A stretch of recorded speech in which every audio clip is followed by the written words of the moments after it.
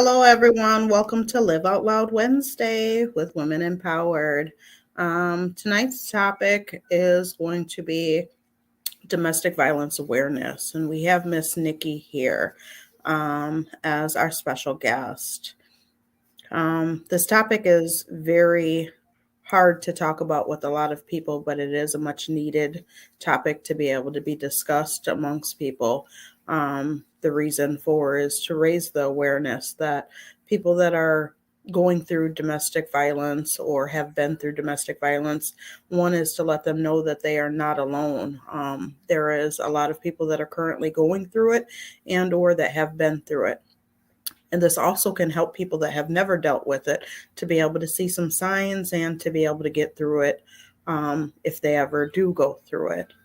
And there is a lot of different ways to be abused. You can be physically abused, you can be mentally abused, you can be verbally abused, you can be financially abused, you can be sexually abused. There is a lot of different areas in abuse, and I think that it is very important that we all talk about it and get familiar with it, because you may have went through it and still are holding it in and not know how to deal with it, and or you could be currently going through it and not know how to get out of it, and or it can come knocking on your doorstep and you not know what the signs are and get too deep in it. I will start out with you, Miss Nikki. Can you give us a little bit of your background? Yes, so I'm originally from Chicago, but I've been living in Minnesota since 92. I'm 47 years old. I live in Brooklyn Park, and a registered nurse. I've been a nurse for about 15 years now. And I have a daughter. She's 28. She'll be 29 this year. And I come from a family my mom has 8 siblings. So. Wow. Yeah. So with my story, I got into this relationship in November 2015. And he had just got out of prison for murder. He had did 10 years. He was staying in a halfway house, and he wanted to live with me. I was living in Inver Grove Heights, so then I moved to find a bigger place, for it to accommodate him, and then his son wanted to live with him. And before he moved in with me, the red flags started right away while he was in the halfway house. I accidentally got text messages basically of him counseling. It was like a screenshot of him counseling dating sites, and then I would question him. He would get angry, or he'll say that was somebody else that did it. It wasn't him. And so I saw the red flags, but I didn't know anything about red flags. So basically that's what I was going through the whole 7 years. Is the cheating, I never caught him, but I would see things in his phone. The lying, him telling me I'm crazy, him telling me I need counseling, and I start thinking I'm crazy, and I started going to counseling. That's when my breakdown started. So it was more like a lot of mental abuse. I have on my dad's side, he's from Jamaica, so he would talk about me about that because I don't know how to speak it, and he just put me down. With my career, he put me down. You don't know how to do this in your career. You don't know how to do that in your career. And it just started from there. And it was just something every day. He will sleep in other rooms. We wouldn't talk to each other for weeks at a time, and I was just doing everything I could, So I said, okay, let me buy a house. Maybe that'll help. Bought a house. Let me buy, now we're having problems in the house. Let me buy a dog. Bought a dog, $1,500 dog. That was the wrong thing to do. Everything I tried, I feel like it was me. So to bring it up to date, on my birthday of last year, mind you, he hadn't been living with me since 2021, but, my mom and them had rented a Tesla for my birthday, and so he went out with me. We went to Woodbury, dinner and a movie. And after that, we went to Red Dragon. And then after that, I had to use the bathroom. and we went to Brooklyn Center, and we were just talking about the relationship. Then all of a sudden, from nowhere, it was very calm and peaceful the whole night. All of a sudden, he just started choking me, strangling me.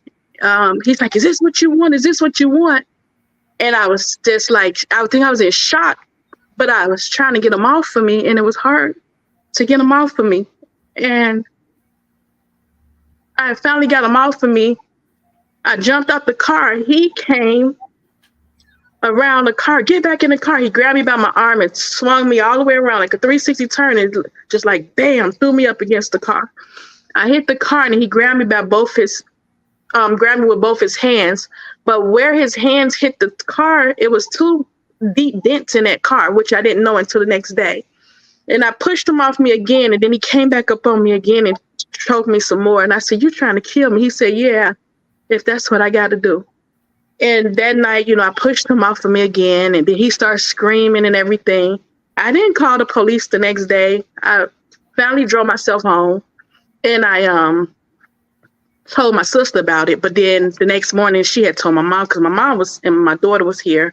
My mom was visiting at the time, and they like, "Well, you know what you got to do. You have to call the police." I was scared to call the police. And the only reason why I was scared is because he has, over the years, has made numerous of threats that if he would kill me, and if he killed me, he would bury me in the backyard and things like that. And then he'll go after my family because he knew where they live. So I believed him because he did it before. So I was real hesitant, but I did finally call the police, but I had to meet the police officer in Brooklyn Center. They couldn't really do anything because there wasn't no cameras or anything, but they kept calling him. He wouldn't answer. But then he finally texted me and told me he was going to turn himself in because he deserved to be in jail. But they still couldn't use that statement. So that one it just went by the wayside.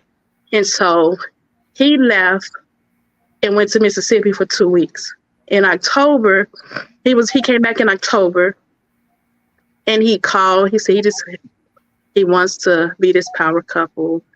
He's been going to church down there with his brother. He's going to get it right. And, let him come back to the house. When he come back from Mississippi for a week, everything was cool.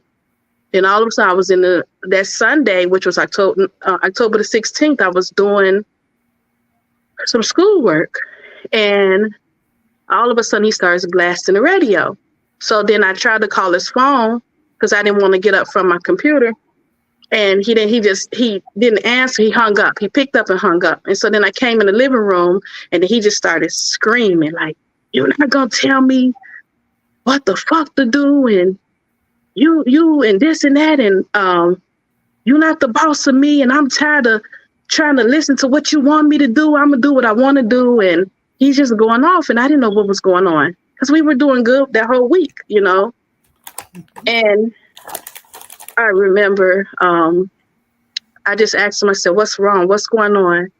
And "I just want you to love me." He just kept saying, "I just want you to love me. I want to be put first." I said, "Well, do you want me to stop going to school or what?" And he's just like, "No, I don't want you to stop, but I just want to be put first. I want you to love me." And then he just started screaming, and I just kind of sat back. I kind of sat back at the counter at the chair, and he went in the room, and he got one of my guns, and he started came in the living room and started loading it up. And I asked him nicely, "Can you please put the gun away? I need it. And it's never been used, so it needs to be used." I said, "But where are you going to use it at? Can you put it away?" I said, "It's my gun. I bought it." "Oh, you bought every motherfucking thing. Everything yours." And he just started, some say, "Leave him alone." And I left him alone. I sat there and I watched him load it. And that was right around the time with that one lady was missing when her boyfriend took her, I think, to Arizona. And I think he had just announced that he was the one that killed his girlfriend. So he started asking me to take a trip with him to California. I said, "For what?"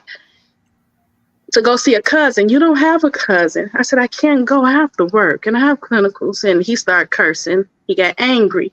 "That sound like bullshit. You full of shit and this and that. Well, we gonna go to Mississippi. You just came back from Mississippi." So then I didn't see anything else. I just left him alone. Then I went in the room.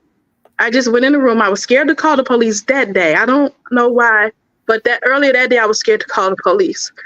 And then probably about maybe 45 minutes later, he brought the gun back in the room and put it in the closet. He said, and back in the safe. it's unloaded and back, and now it's back where you had it. And so he left and went to his apartment, and then he got back about 8 o'clock. Started blasting the music again. I didn't say anything though. And then about 9, 10 o'clock, he went to sleep. I went through his phone because I was wanting to know what was going on. I saw messages from I didn't know where they were coming from, but I just saw these messages in his phone that he had already deleted, but it was in a trash can from like the beginning of the year up until now, asking, are you in St. Paul? Where you at? From different women. And I remember waking him up, asking him, who is these women texting you? And he went off. He went off. He started punching the wall. He started punching the bed. He started screaming in my face, and he ran around and jumped in my face. And I just turned my head to the side because I just knew he was just about to jump on me. And some said, don't say nothing. Don't even look at him. And he was just spitting in my face and just cursing me out. You so childish. You so stupid. You need to grow up and quit playing these motherfucking games. And kept punching the wall and going back and forth in the room and just storming. And I was just scared. I was just shaking, scared, say nothing. Finally, he laid down about midnight. He went to sleep.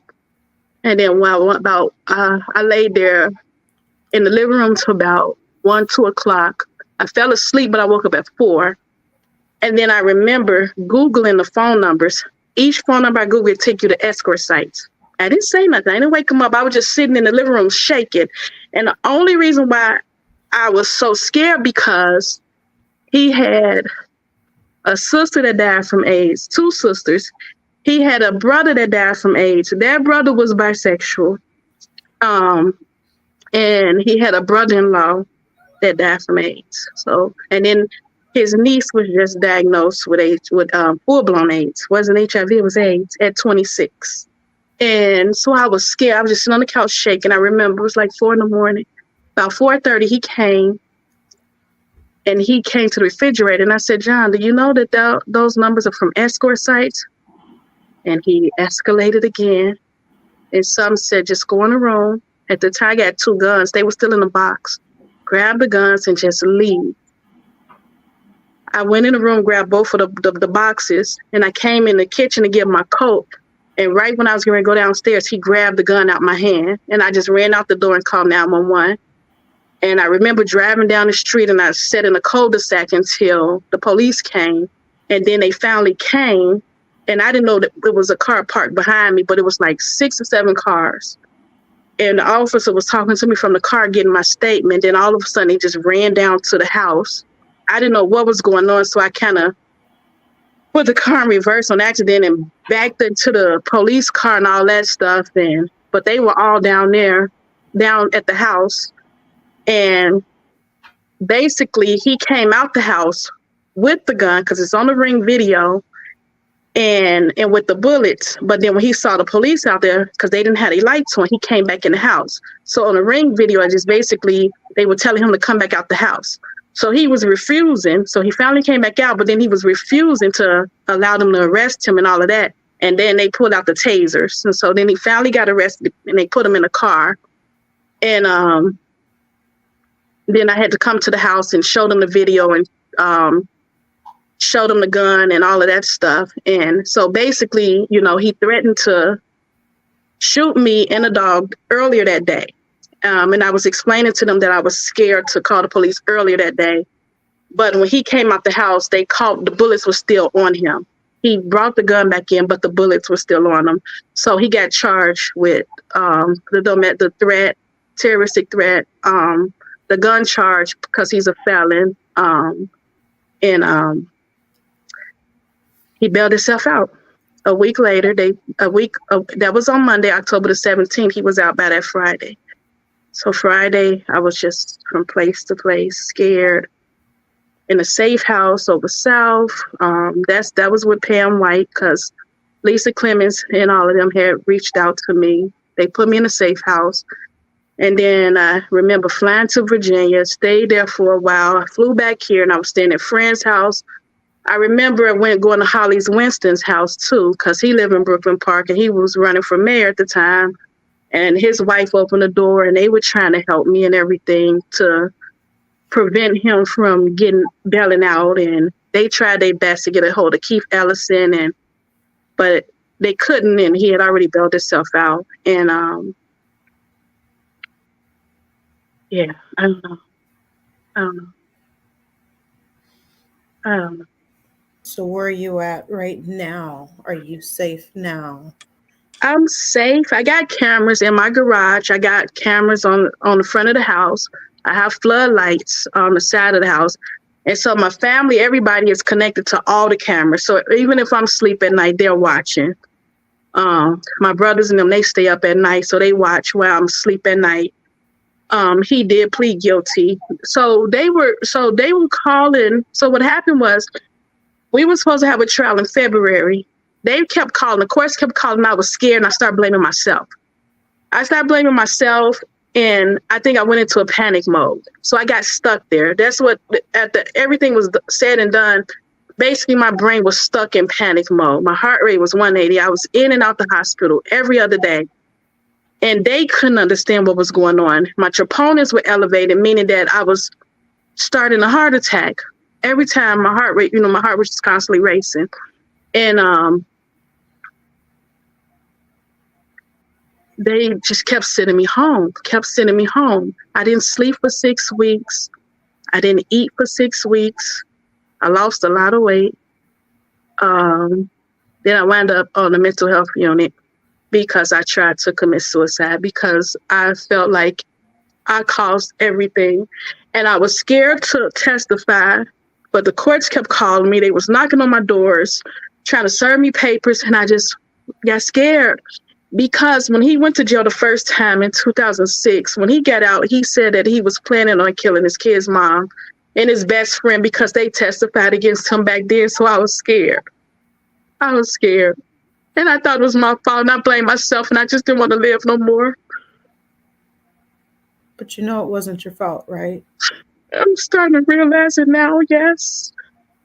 That we can't control what other people do and how people react to certain things. That we only have control over our own self, how we react, what we do, Yes. what we say. And so you don't have control and power over anybody else to make them react the way that they're going to react. But what you do have power over is to know what you will and will not deal with. Yes. And nobody deserves to deal with anything like that. But I remember when Ebony told me, Nikki, you got to leave. You got to get out there. That was like 4 years ago, and I didn't listen. And It's, that played over and over in my head. it's okay though, Nikki, because you know what? Everybody else can want what they want for you. And Yes. until you want it and until you see it, none of the rest of it's going to matter. Yes. Yep, and I just thank you for being vulnerable, Nikki, and coming on and sharing with everybody because you and I talked not too long ago about mental abuse, and Yes. mental abuse is way different than physical abuse because it's always there. The thoughts are always there. The fear is always there, right? But we just Yes. had to live through it and continue to work through it. And something that really caught my attention about your story too is how the system fails us. You know what I'm saying? It's like I'm already traumatized by this person. I just want this to be over with.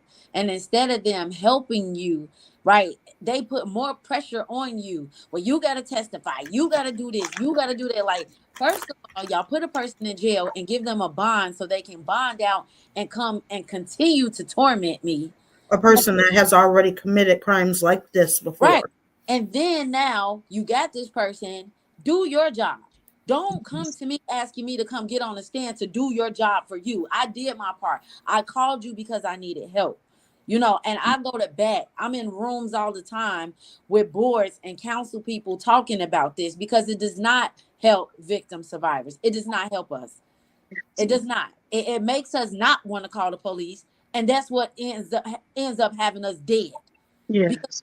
we trust the system. So I don't know. I'm sorry. I just got upset because I've been there, and That's I'm it. sorry That's that it. I had to go through that. You know what I'm saying? And there's so many other women that are going through it. You're not just traumatized from the abuse, but you're traumatized from the system too. Yes. Mhm. It's messed up. So I just love you, and I'm happy that you're able to talk about it because it's going to save somebody's life. And God didn't allow you to go through all that stuff just for you to go through it. You're stronger, your voice is louder, and you're breaking chains off other people, and you break chains off of yourself. So you should be proud of yourself. We all done been through that thought process. Oh, well, maybe it's my fault. Because we end up in these situations, and it's like, what is it about myself that caused this to happen? Yes. Right? Don't Or say how come I don't deserve better? And, exactly. and and we do deserve better. You do deserve better. Absolutely. Yep. You know, Nikki, when I asked you yesterday morning if you would come on here and do this, I did not expect you to say yes. I had really wanted to ask you. So, what I do is I prepare my mind, like, what's next, right? So, what are we going to do next? And so, who can we have on that is strong enough to tell their story? Who can we have on that is strong enough to share? And I didn't know if you fit that profile slash criteria or whatever, because I know that this has been extremely painful for you. But I said to myself, I was going to pray about it and think about it. I think it was the night before last, so not yesterday, but the night before, I was on the prayer line and I heard you speak, and you had so much power and so much energy and just strength. And something said to me, oh, she's ready. And so when I called you yesterday and I asked you, I think the first thing, and I call you about 5 in the morning, 6 in the morning, early. I said, I'm sorry, it's early, but I got to ask you. Yes. And Yes, I ma'am. said, you could say no. That Yeah. was the first thing I said. And when you said yes, I was elated because I feel like you have grown so much in such a short period of time from where you were even in March. I remember being on a prayer line with you in March when we were just starting out with prayer line. And I remember that being a really quiet time for you. Just came in and you listened and you might have shared, a little bit here and there, but the night before last, something was just like in your voice and it just spoke just real power, and just like you just spoke right now, like you just told your story, and being able to tell your story with so much power means that you are on your way, you're healing, you're growing through this situation that's not going to completely define you. You're going to look back on this podcast in a year, no, 6 months, and you're Mhm. going to be like, wow, I was my voice may have shook a little bit. I was so hurt by this a little bit, but I'm here. I made it. I made it out of here. I'm in a different place. You might look back 2 months from now and feel that way. Keep going. Whatever it is you're doing, whatever is pushing you and motivating you to grow, Yes. keep doing it. You are doing Stay it. forward. Keep moving forward. You are doing it. Thank you guys so much. You guys have been a very big help for me, though, pushing me and letting me know that you're going to get through it because I couldn't even see my way through it. I never even thought I would be at this point. And I remember going through therapy back in March and April, and it's like every time I had to tell the story, my whole body, I just had anxiety. I couldn't get out. I would go home and just get in the bed and just lay there. And my brain was just in a dark place. And I remember getting in the shower, just breaking down to my knees, praying to God. And I'm just like, I don't know what's going on. I don't know what's wrong with my brain. I can't see my way out of it. And I remember just praying and praying and praying my way through it. And you guys have been, reminding me that I will get through it. And I had to fight. I couldn't give up. I had to fight. At first, I didn't want to fight. I didn't. And I'm like, you don't have any other choice, but you got to get through it. You do. And I remember in 2000, because I called the police on him a few times over the years. They never did anything. He had a pickup truck at the time. It was like 2019. And we were in a truck and we were talking and everything. We were going down Fremont. All of a sudden, he took the truck and just swerved down that 34th, very narrow street over north. And he started going like 85 miles per hour, running stop signs and everything. We would get to a dead end. And I remember screaming and begging him to stop. I'm sorry, whatever I did, just please stop the truck. He wouldn't stop. And then right before we got to the dead end, some said, snatch the key out the ignition. I snatched it out and threw it out the window. He was fighting with me, scratched my arm up and everything. And I remember jumping out the truck and I was walking down the street and he found the keys. He was following me with the truck and following me, jumping out the truck. And I remember going up on Penn and I remember hiding behind a pole. And when he turned the corner to get on Penn, he couldn't see me because I was behind the pole. I didn't have no money. I didn't have my keys, wallet, anything on me.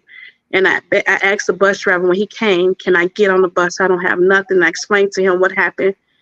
And he said, well, I see a truck like 3 blocks up, so I want you to just lay back on the seat. And I remember laying on the seat. And he took me all the way to Brooklyn Center to the bus terminal there, called the police for me. They took me to Brooklyn Park. Brooklyn Park police came. They said they couldn't take him out the house. I was scared to go in the house. They went by there. He was in the house, but they said we can't make him leave. So I had to call a friend to pick me up because they had my cell phone, and they picked me up. And I was away from the house for about 3 or 4 days then. And then I remember another time he came to my house. He had my water hose, and he brought it up on the back porch. And I remember him tying it around his neck, saying he was going to kill himself. And that's when that was, I guess at the time, a tactic to let him back in the house. And I let him back in, and I remember crying that night. I just got to my knees and I cried and I told him, I don't know why you keep hurting me. And I said, but you're the one hurting me. I can't heal with you around me. And he's like, I'm going to help you through it. I'm going to help you through it. And I let him in. It was a time he ran off with a gun. It was another gun I had. And he wouldn't bring my gun back for 3 days. And he was saying that it was going to be, I told him I was going to call the police. He was saying it's going to be suicide by police if you call the police. Basically, he'll jump out the car with the gun and they'll shoot him and kill him, but it'll be their fault. And I was scared to call the police then. I've had times where he would be in the house. I'll be like at the kitchen washing dishes or something, and he'll be right behind me, and I didn't hear anything.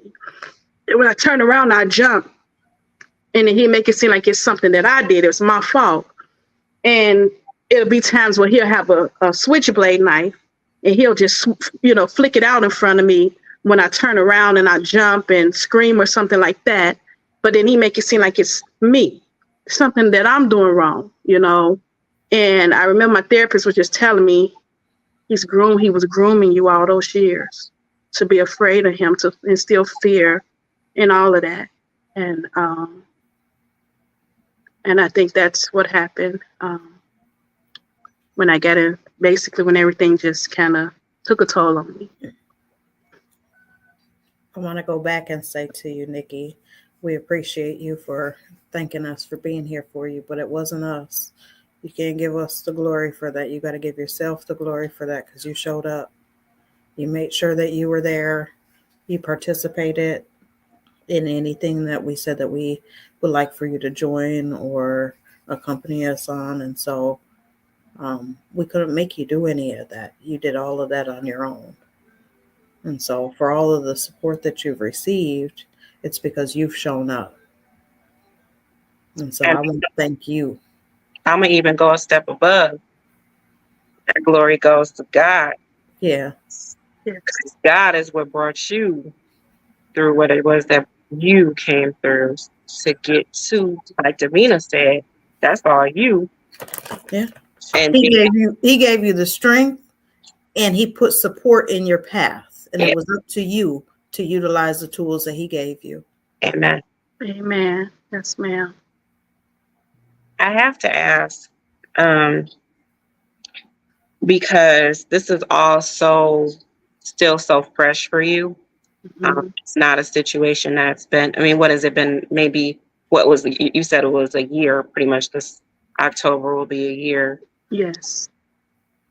How are you feeling when it comes to your strength in that situation? So, like, as far as like him, like, how are you feeling in regards to your your feelings about how you've moved past the relationship since then?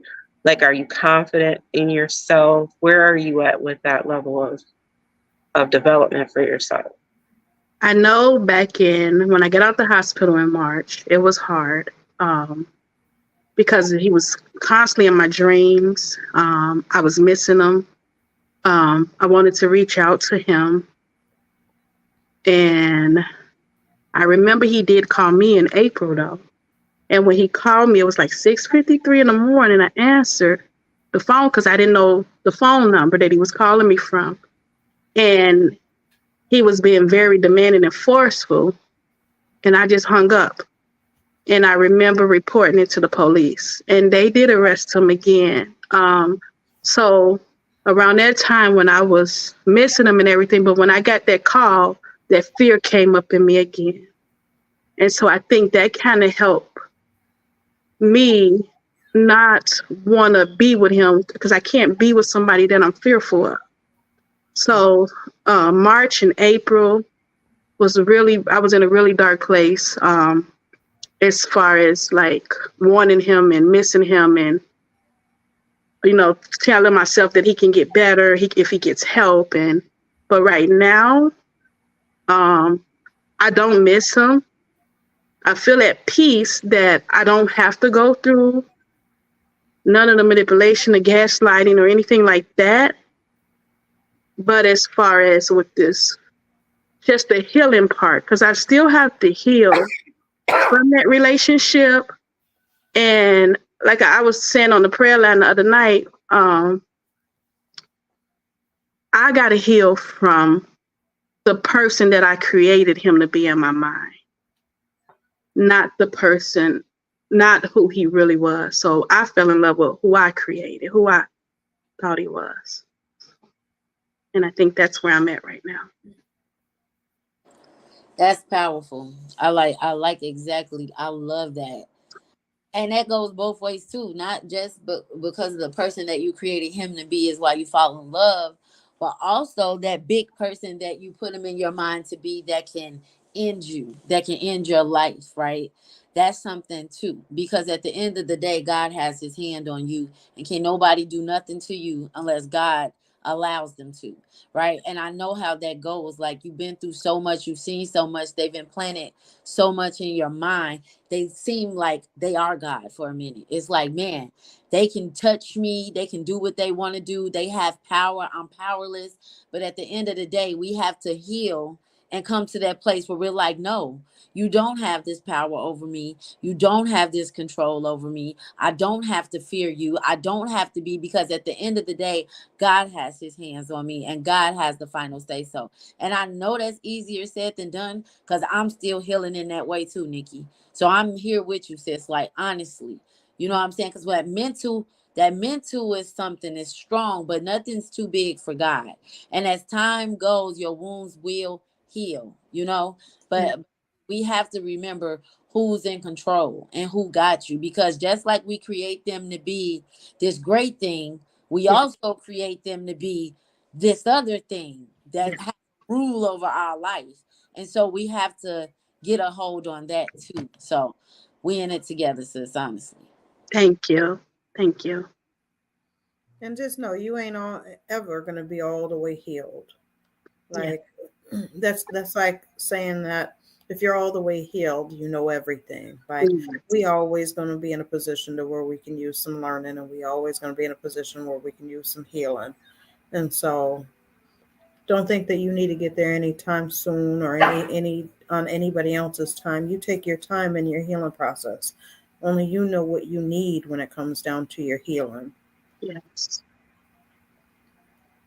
That's that reminds me of something I was gonna say. When I used to try to explain to people what domestic violence does to a woman or a person, I should say, it's like breaking a glass Hmm. and gluing it back together. Regardless of if you think you got all of those pieces back together, there's always going to be some slight sight that it was broken. It will never be perfect again. So don't ever feel as though you need to be back 100. Yeah. Take your time. We all have different healing processes, and everything that happened to you does not define who you are. Not at all. You are a superwoman. You are amazing. And anything you went through does not change any of that. Then you are not a victim, you are a survivor. Yes. Thank you. I remember just recently, just like asking God, like, what was the reason that I went through this, you know? So I'm still trying to figure that piece out. Well, stop trying to figure that out.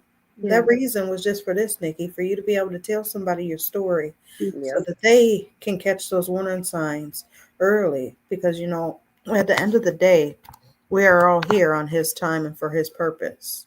Yes. And only he gets to say when it is that we're going to go. Can't nobody take us out before then, and we ain't staying after them. He knows when it is that he's coming to get us, Yeah. but somebody else might be on that track and on his time frame a little bit earlier, and they might hear your story, and you might be able to seal their fate that they get to go out in a different kind of way. Yes. They might be in a domestic relationship and it might be getting ugly, and they might be able to get up out of that. And so, when you think of all the different ways that you can go, we can't dictate when it is that we're going to go, but we can kind of play a little bit of hand in how it is.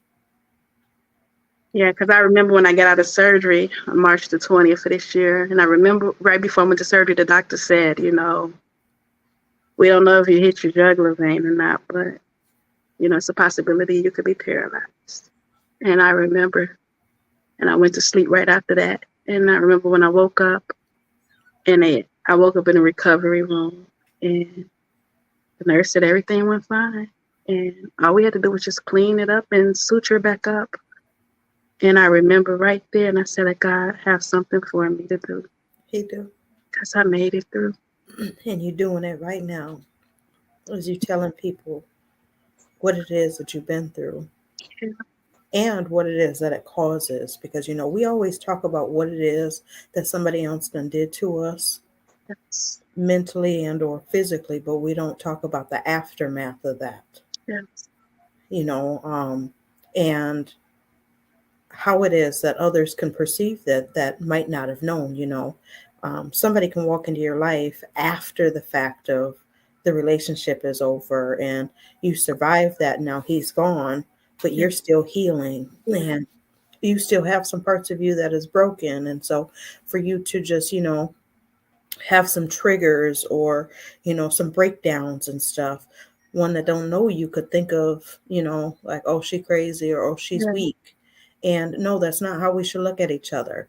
If somebody walks past another person and or is talking to another person and we see that person breaking down, we should be there to uplift that person, not be trying to pass judgment on that person. Like, everybody's going through something regardless of whatever it is.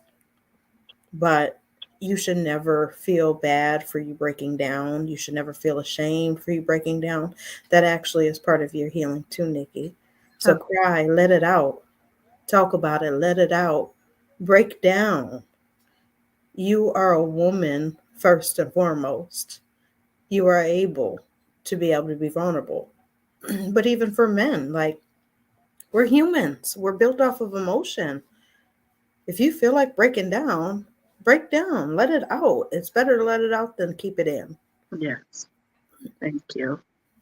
Nikki, I think you may benefit from joining Empowered Approach sometimes with Davina, just to get some more of that one-on-one deepness that you may feel, that heaviness sometimes lifted. I think that's something that you may want to look at joining sometimes.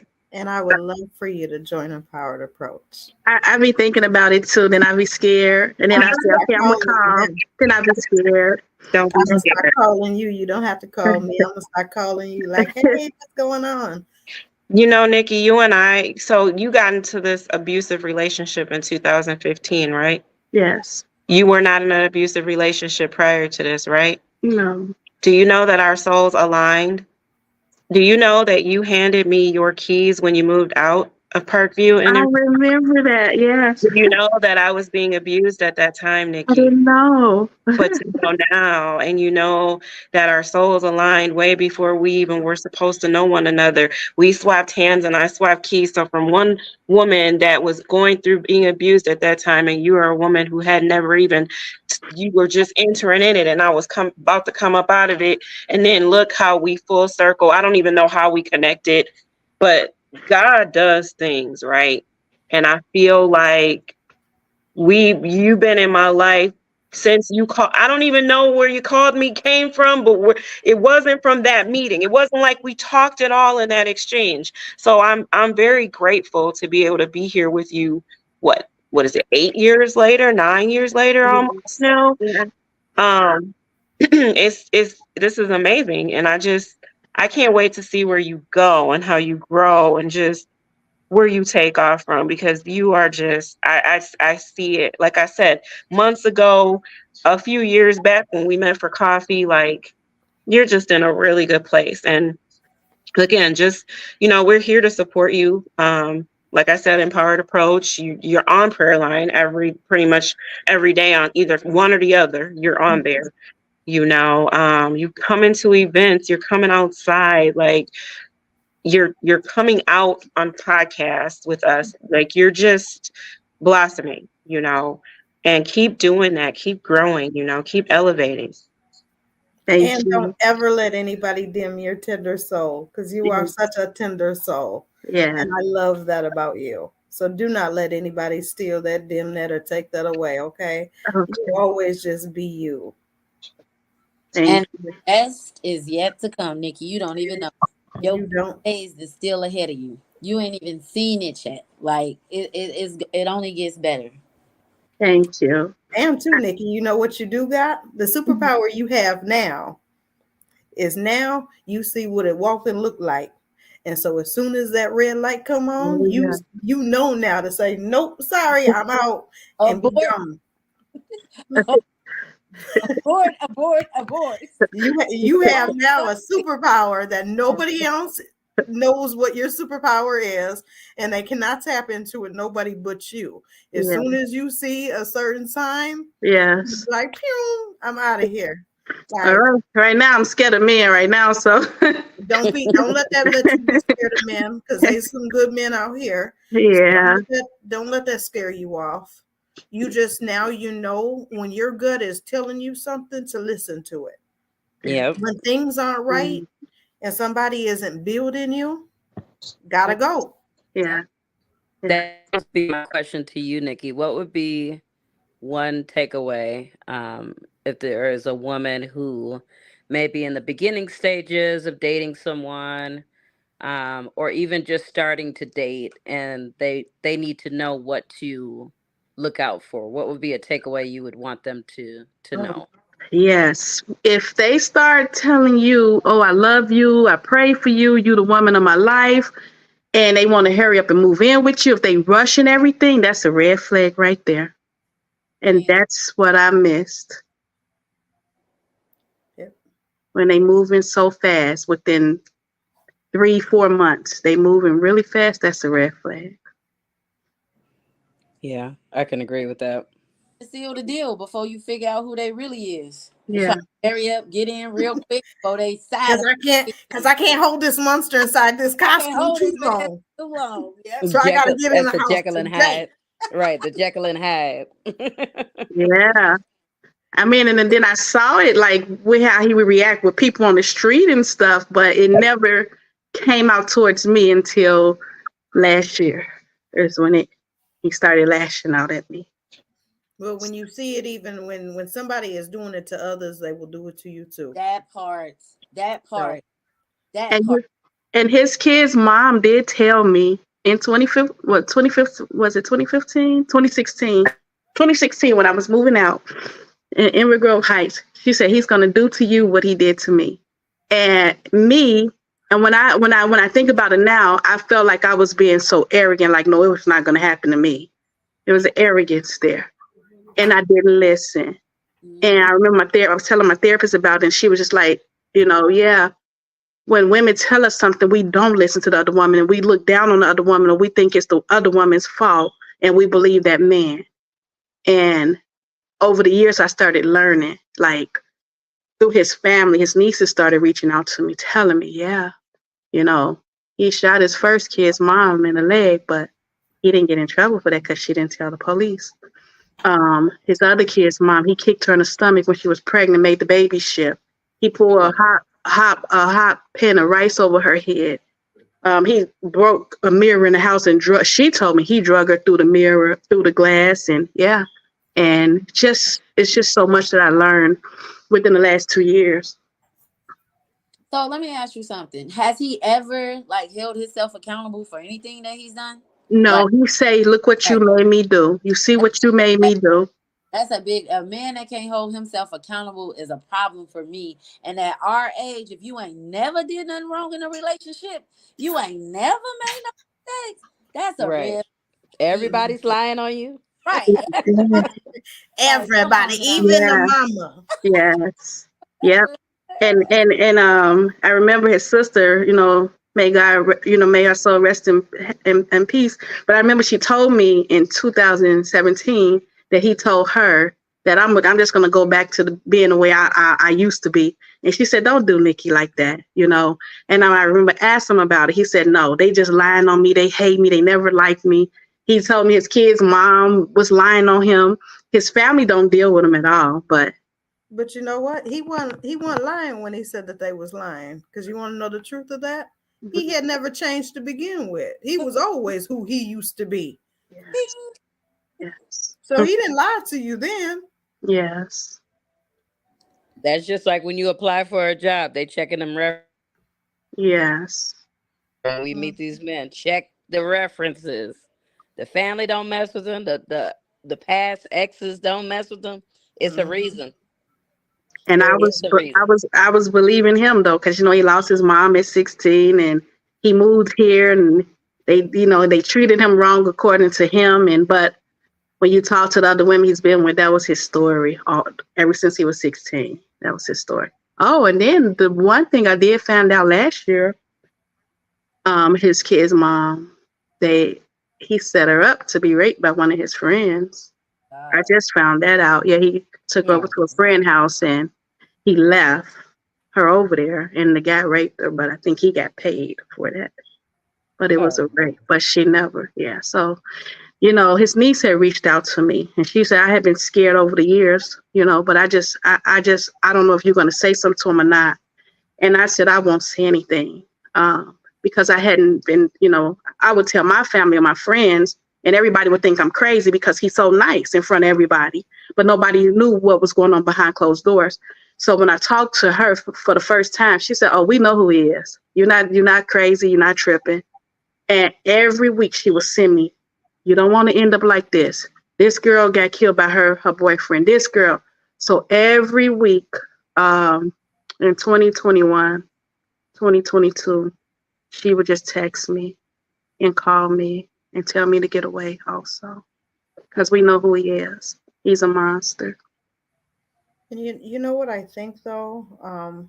Us as women, we do need to do a little bit better on that end of if I'm with a guy and you used to be with a guy, I shouldn't just shun you out and just throw you in the garbage so fast and not want to hear what you have to say. Yeah. I should be willing to listen to you, but still with the understanding of what y'all went through is what y'all went through. Yes. And how I'm feeling is how I'm feeling. But to be able to just, cut another sister down right away and just not even hear her out on what she Yeah. has to say, some of those things could be key and essential parts of who that person is. Yeah. And so you don't have to really, live off of what he did to her, but pay attention to how he was or how she's stating that he Yes. is part of, doing your research. When we start to be with somebody that has past exes, yes, those exes are exes for a reason. And sometimes, they probably aren't saying all of what it is or the parts that they played in that as well. Because, we all are at fault of that. And so when we're trying to describe this horrible man, he could just be that. But if I was with him and he was just that to me, then he's just that to me. But if he wasn't abusing me in any type of way, and I'm just calling you just to tell you that he's a no good, SOB, then it is what it is. But if I'm calling you to warn you, we should be able to listen to one another on that, because Yeah. that could be very key. And that's what I learned out of all of this also. To be the man. The man try to make it seem like everybody lying on him. Everybody treated him bad and he was so great. That's what they do. And they get in a woman head and you start looking like an opponent versus a sister or a woman Yes. to look out for you. You know what I'm saying? And Yeah. and sad, but that's the world that we live in.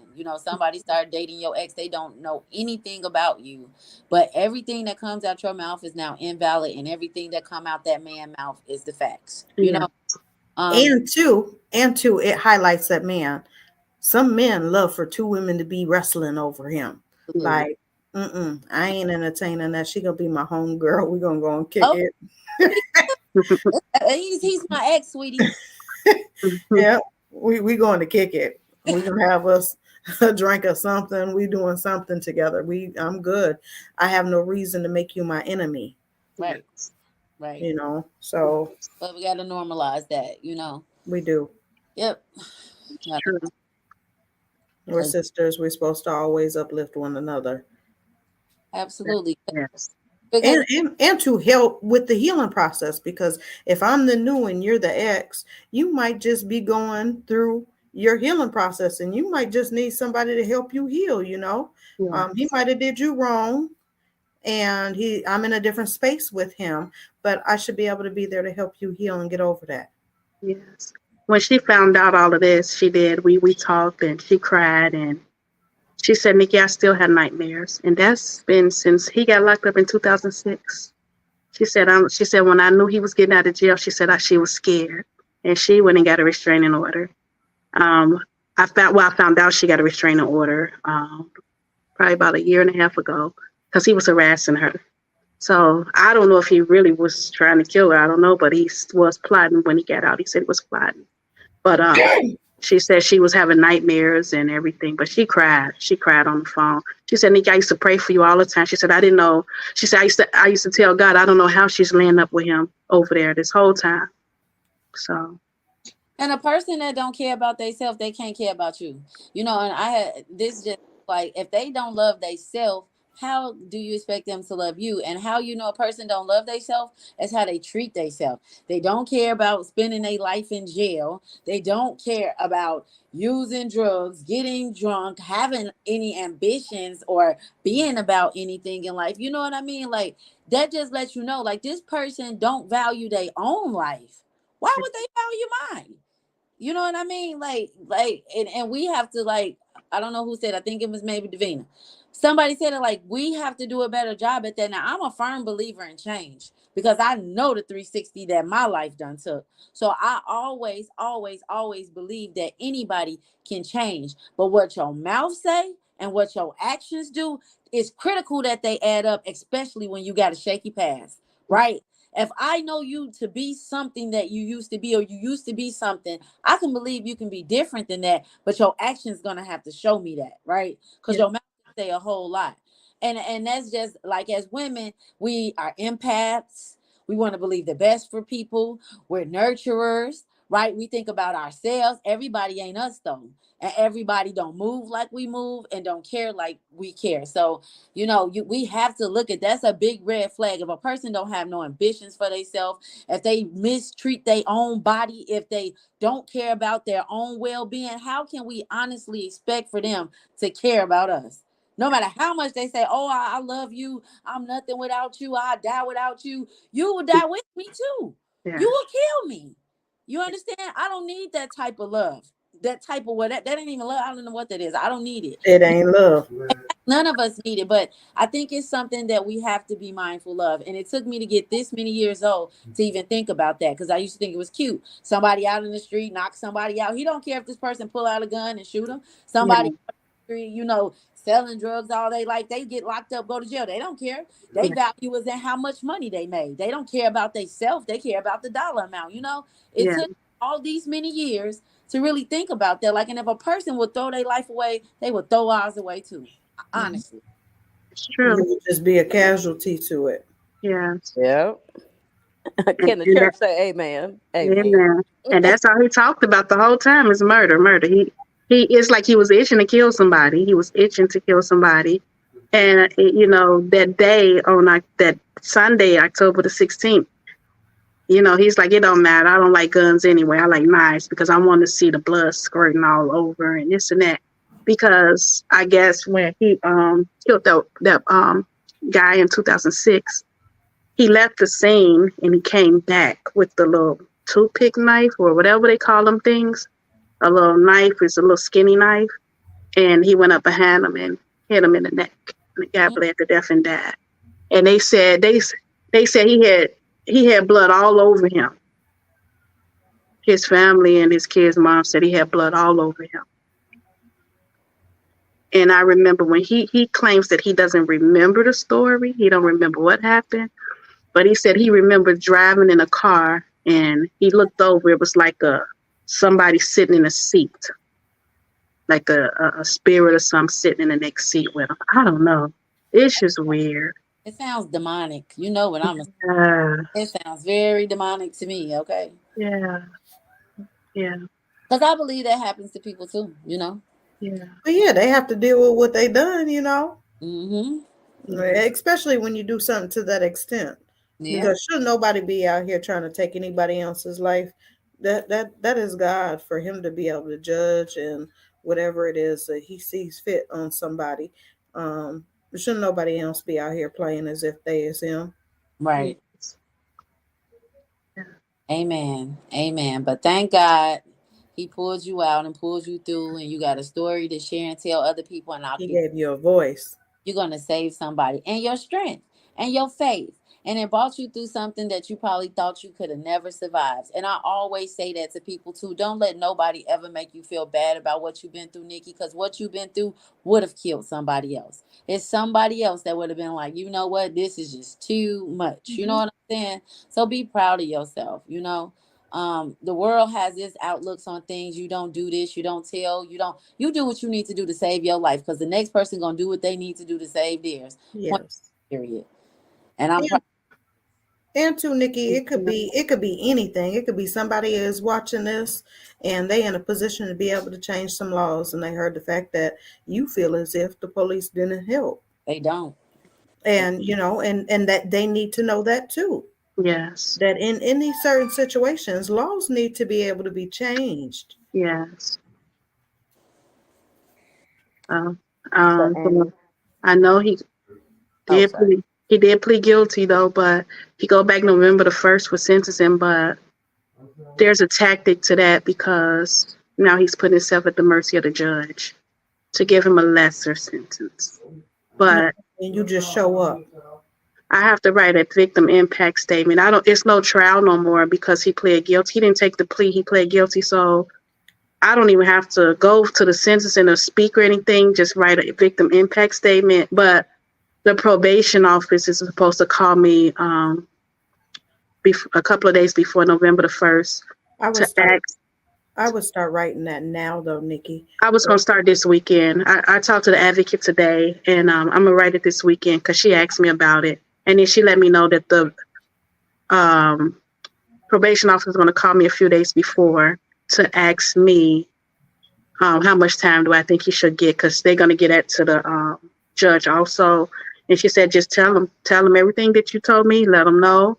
And then she said, and also the judge will take into consideration what I tell them, my victim impact statement, and his prior history. Mhm. But in that victim impact statement, Nikki, you need to let them know that here we are a year later, and I'm still Yeah. going through this.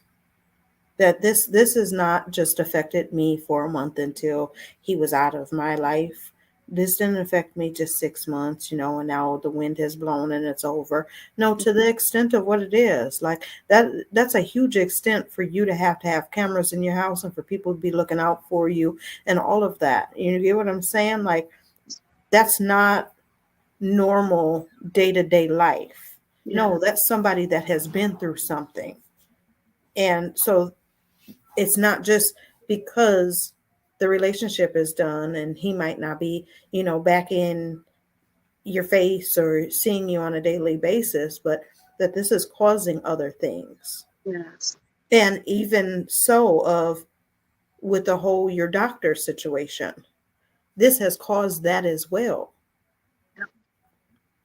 And so you still are living in that, even though you're not in it, you're still living in it.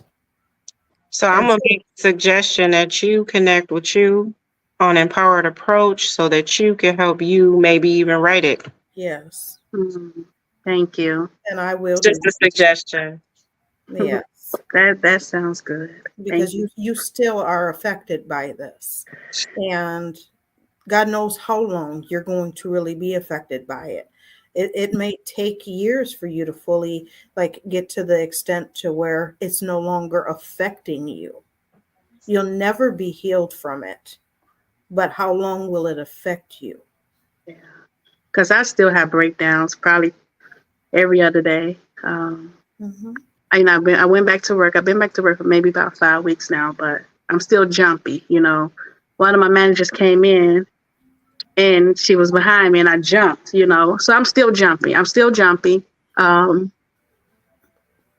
the anxiety is not that bad no more like it was. But before I was just like walking around with just like anxiety constantly. It just never went away. Um, 2 days ago, I just started being able to go to sleep on my own without any medication. Um, but the jumpiness and the fear, is still there a little bit. So I'm still working on that right now too. So And don't be afraid to tell people that, are like, what the hell she jumping for? To tell them, like, I've been through some stuff and I'm sorry. That's a trigger for me. yes, yes, For you to come sneaking up behind me, please announce yourself when you're walking up behind me yeah, because I have triggers. It's okay for you to let people know what your triggers are. And part of that is you acknowledging that you even have triggers. yes. Well, any takeaways we have from the discussion today? Anything, Nikki or Ebony, Davina, Veronica, anybody, if somebody is just now watching this or watching the recording, that you would want them to know um, just from watching this? I would say, if an ex is reaching out to you, please take heed because 95%, 98% of the time, it's not because she's jealous of your relationship or she want him back. She's probably going to save your life. Mhm. I would say, as women, we need to set boundaries and we need to stand on them. That's just that. Like, before you start dating, you need to know what you go for, what you don't go for, Mhm. what triggers you, what bothers you, what re traumatizes you, and don't let up. I would say take your time. There's no reason to rush into anything. 9 times out of 10, it takes about 6 months for somebody to start to remove their mask. 6 months to a year. So for you to really truly get to know somebody, it's going to take about that time. And people can be a certain type of way, but people change in different kind of environments. I would say don't, if you feel a way about a person, don't ignore it. Don't ignore the feelings that you have about somebody that you have in your life. And then on top of that, don't ignore the signs. And most importantly, don't hide. Talk to somebody, tell somebody about what it is that you're experiencing or you're going through. Um, Especially when you know love and relationships and things that are supposed to feel good. And I'm not saying just a general one off of where you're having a disagreement. I'm talking about where you're being abused mentally, psychologically, physically, verbally, whatever have you. When you're in a situation and it just doesn't feel good and it activates your anxiety, you need to be able to talk about that with somebody, and you need to be able to not ignore those signs. You need to do something about those signs. And also just it's all about loving yourself enough to understand. And sometimes we don't know what that means. So I'm not saying you have to love yourself to walk away. But I think that people sometimes get so caught up and wrapped up into loving that person and that relationship that they forget about themselves. Don't forget about yourself. Learn to love yourself, and then you'll start to see what it is that you do deserve and what it is that you don't. And to love yourself enough to know for any situation that you're in, you should always have some kind of plan. Like, if this goes left, and if this guy starts to show me these signs, what is my plan? Your relationship with somebody should never be a secret, first and foremost. Somebody should know who it is that you're dating or talking to. So that way, if anything does happen to you, somebody knows of who last you was talking to. There needs to be some kinds of plan. I'm going with so and so, and if you don't hear from me, then this is who I was last with. You know, we need to be letting people know of where we are, who we're going with, and what time we even expect to be back sometimes. We appreciate y'all tuning in. If you're watching the live, we appreciate you as well as if you're watching the recording. This month is Domestic Violence Awareness Month, so we will be doing all of our podcasts on domestic violence awareness. If you are someone or know someone who is in a domestic violence situation, we do have a text only line, which is 507-782-0075, and we will be able to connect you with resources.